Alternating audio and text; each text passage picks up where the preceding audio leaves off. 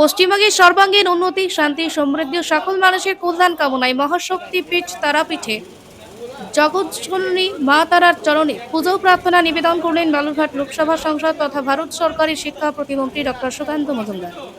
সাথে ছিলেন বিজেপি বীরভূম জেলা সভাপতি মাননীয় উদয় শঙ্কর ব্যানার্জি, রামপুরহাট বিধানসভার বিধায়ক মাননীয় ধ্রুব সাহা, তারাপীঠ মন্দির কমিটির সভাপতি মাননীয় নিখিল ব্যানার্জি, সম্পাদক পুলক চ্যাটার্জি সহ স্থানীয় কার্যকর্তাগণ। ব্যুরো রিপোর্ট, বাংলার কণ্ঠ।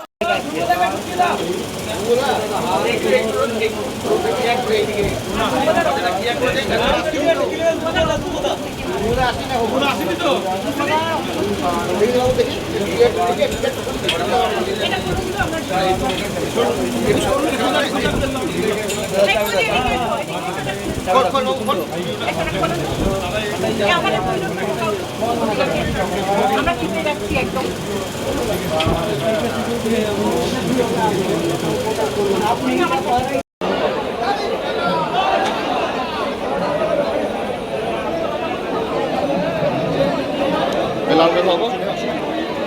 লাল ভাই এখানে দাঁড়াচ্ছে 70 বছর।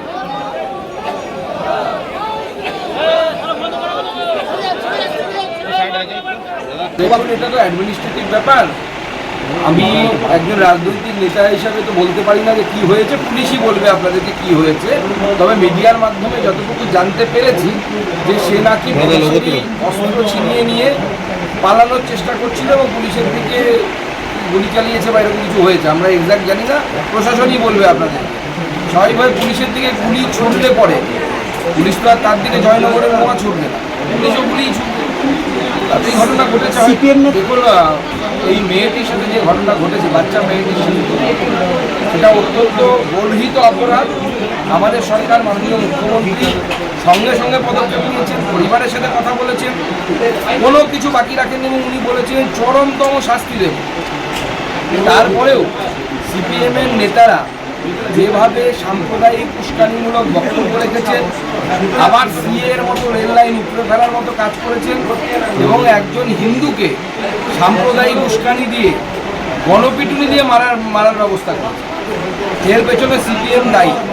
সিপিএমের কাজই হচ্ছে মানুষের লাশের উপরে রাজনীতি করা, এবং সেটা হিন্দুদের লাশ হলে আরও ভালো হয়।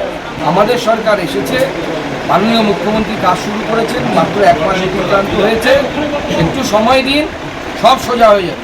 আমরা জানি কীভাবে সোজা করতে হয়। আমরা এরকম অনেক কুকুরের লেজ সোজা করেছি। যারা এই ধরনের সাম্প্রদায়িক মানসিকতায় আক্রান্ত, তাদের জন্য বিজেপি ভ্যাকসিন আছে।